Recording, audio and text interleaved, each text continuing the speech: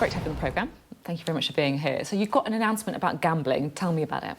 Well, we know that gambling is a great pastime for a lot of people. It brings a lot of joy to people. I have the Tote headquartered in my constituency, and every year people get a lot of love out of gambling. But we also know that it creates harm for some people, and really significant harm. At worst, it can ruin lives.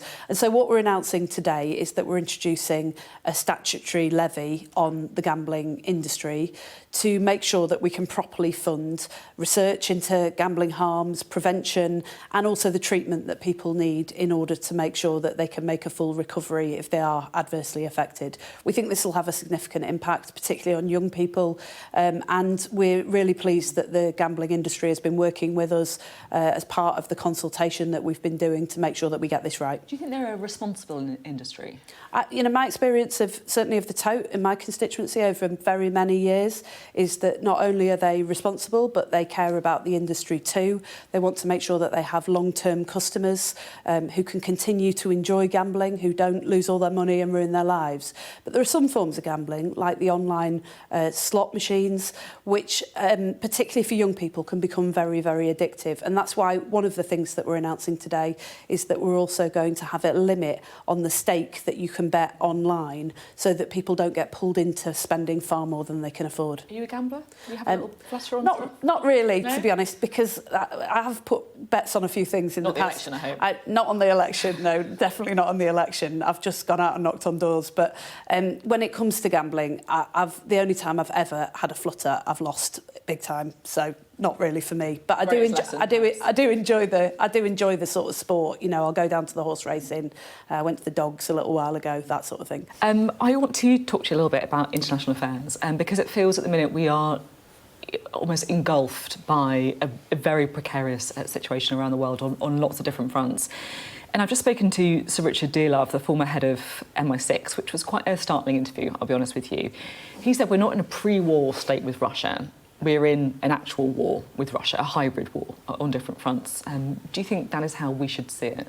Well, I think it's an incredibly serious situation, but obviously all minds, including ours, as the UK government, are focused on how to bring an end to the war in Ukraine, how to make sure that Ukraine can rebuild, that they secure their freedom, and that they win that war. And we've been steadfast in our support for that. We've been tough about the view that we've taken on the actions of the Russian government and the Russian president, and we'll continue to do that. We'll continue to stand with Ukraine and to work with our allies across the board. I know it's something that the Prime Minister takes very seriously. He's had some criticism for the amount of foreign travel that he's done, but actually given all of the foreign crises that we've got and the impact that it's having already on people here in the UK, I think it's absolutely right that we've made it a priority as a new government to repair our relationships with our allies across the world. You see, Sir Richard Dearlove doesn't think you're prioritising security enough, particularly when it comes to defence spending. He thinks that defence should be prioritised above all else. He says it's as important as the National Health Service, that the NATO Secretary-General has said quite clearly that spending 2.5% on GDP is not enough, and that you've just made savings of £500 million on some of our defence capability. I mean, you can see that you talk the talk on security, but if you look at what you're doing, you can understand why people feel you're not taking it seriously. Well, I don't accept that characterisation at all. As well as providing assistance to Ukraine, we've also been absolutely clear about our commitment to NATO, which is unshakable. We've been repairing those relationships with our closest allies, and when it comes to defence spending, we did make a commitment to increase defence spending, but what we didn't do is what the last Conservative government did, which was to make that commitment without putting a single penny behind it. We are committed to increasing defence spending.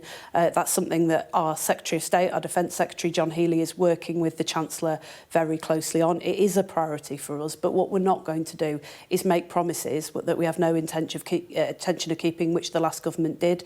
Our allies need to know that we're serious, but also so do particularly Putin needs to know that we're absolutely serious, and we've already shown that we are with the support that we've provided to Ukraine, and we intend to make sure that we have exactly what we need behind our armed forces in the broadest sense, so that we can defend the UK from the very many threats that we face around the world. And then just finally, there's a lot of speculation about the Chagos deal right now, this evening. So that's where Britain's decided to give sovereignty of the Chagos Islands to Mauritius. Now, Sir Richard Dearlove says he thinks that deal is going to collapse, that the Trump administration is just not going to accept it, and that it should collapse, that it's something that is bad for our security. What would you say to that? Well, is that definitely going to happen? Well, the new administration are free to have that conversation with us as a new government, but actually I think they will find that this is in Americans' interests, it's in Britain's interests. And don't forget, this is a deal that the last Conservative government was trying to strike before the election, but failed to do so. We couldn't continue with a situation where the future of not just the Chagos Islands, but the military base that is there was uncertain. That wouldn't have been in the interests of British security. I don't believe that would have been in the interests of American security either. That's why we struck the deal. That's why we got on and gripped the challenge that we had in front of us. And as a new government, that is exactly how we're going to govern. So it's going to keep going then, the deal? You think it's going to happen? Look, I don't have any concerns about the Chagos deal. I think once the new administration comes in, they'll examine that. They'll obviously want to look again at the decisions that were taken by the Biden administration, but I think they'll realise that it's in our mutual interest to have done that deal. OK, thank you very much. Thank you.